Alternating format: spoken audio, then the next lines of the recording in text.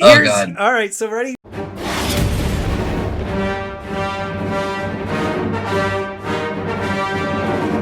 Everybody, thank you so much for tuning in. I am very happy to have Guido stacking with me. This is part 2 to this series. If you've missed the first one, you're really not missing much, but it's in it's in the history. You can go I'm check wearing the it out. same shirt. You wore the same shirt, you filthy beast. I had a great conversation with Guido on part 1. And we were talking about Guido doing precious metal sales full time.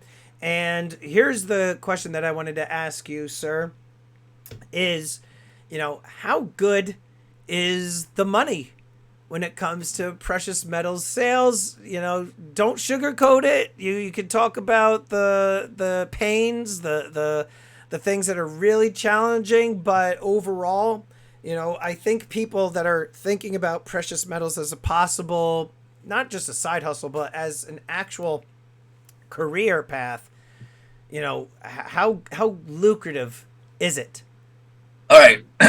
First off, you need a ton of capital because if you don't have capital, there's zero way of doing this. How Um, much capital do you think somebody needs to if start? if you're gonna be full time, like this is the only thing you're relying on, I would say at least 100K. Okay. Um, at least and that could be even inventory and cash, but you want to stay as liquid as possible, really. But it, it can be lucrative, but once again, you have to be risk tolerant.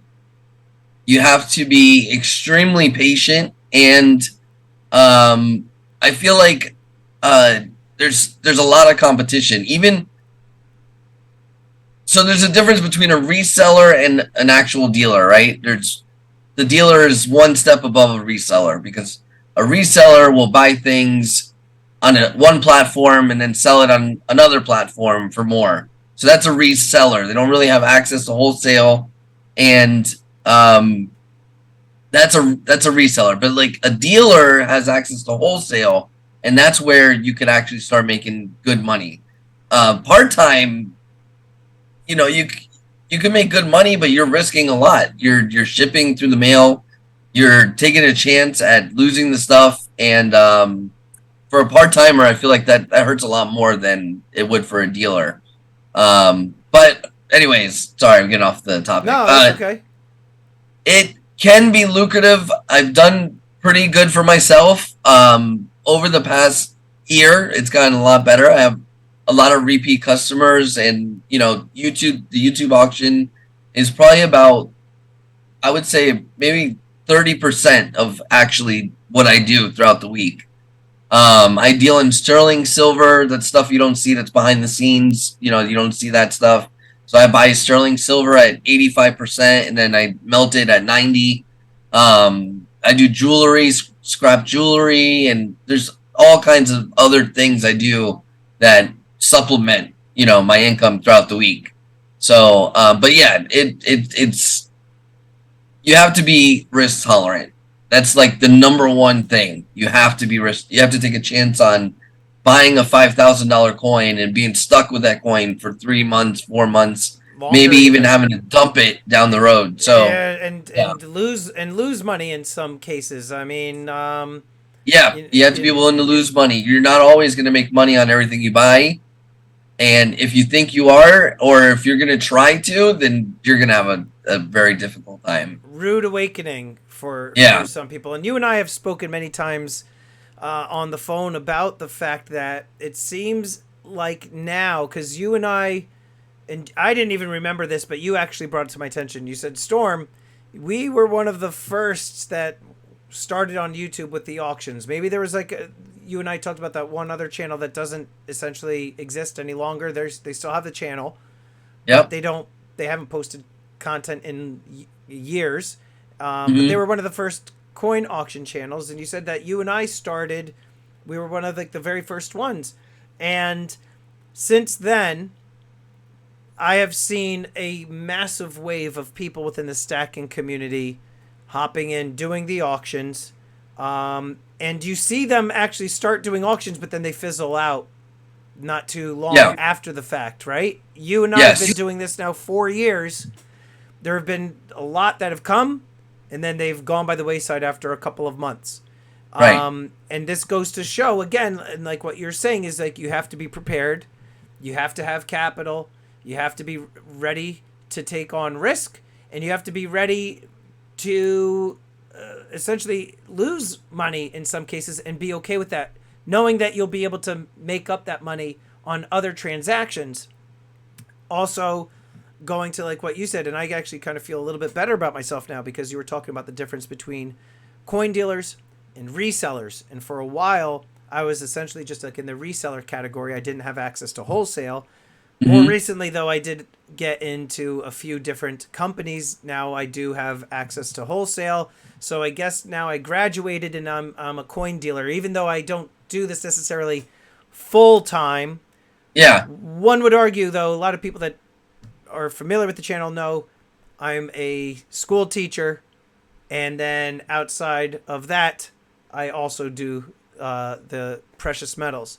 I agree with you in terms of the amount of money that you can make when done correctly can be very, very rewarding, but it's also very, very time consuming and there's a lot of hard work, right? Because Oh yeah. you got to research the different products that are coming out, at least from my standpoint, and I'll let you jump in just a second. But you and I sell very similar things. I would say though that you and a lot of other people have an edge on me when it comes to numismatics. I know very little about numismatics, and I also, even though I know that a lot of good money can be made there, I don't necessarily have the mental capacity or the bandwidth or even the interest in learning about all of it. So Yeah. I'll essentially just find an item, sell it, and whatever it sells for, if I make money on it, even if I'm underselling it, so be it. And that has happened multiple times, and it is what it is. Yeah. But the money can be good. However, there's a lot involved with it, and again, people should really think long and hard before they jump into the space, and kind of goes along too with more recent apps like Whatnot and Drip.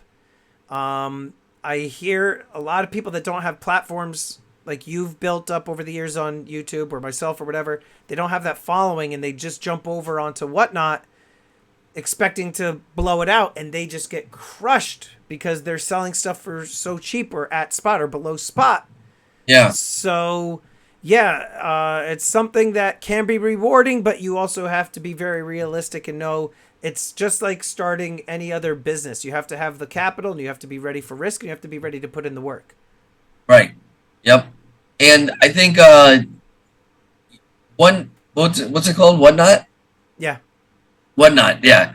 They try to recruit me to do sales on there, and I signed up, and then I got to the point where I was almost gonna do it, and I decided not to. But eBay is starting to do live Yeah. stuff now too. Yeah, they want to But make sure that Whatnot doesn't, yeah, take take them over out major like market share like Blockbuster got its butt kicked by Netflix. Yeah. Yeah. And Um, it's funny, real quick side yeah. story. I worked for Blockbuster when Netflix was starting to take over. And I remember the VPs would come to the store and like, oh, Netflix, forget it. Who wants video or DVDs delivered to their door? Because it wasn't a streaming service at that time. They used to I mail it to remember. you. Yeah. And they were like so nonchalant. They're like, yeah, right. That place it'll never last. It's a phase. Well, they were dead wrong. I wish I would have bought the stock at that Yeah. point, but yeah. I used to take the DVDs, and then I had like a DVD writing program on my computer, and I would just copy every Yeah. single one and send them all back. It was glorious. I had such a collection, which Yeah. now are like so obsolete. But the other question I had to you as a dealer is going to be covered in part 3 of this series. This is a big one, so you guys are going to want to definitely tune in for part 3. I'll have the same shirt.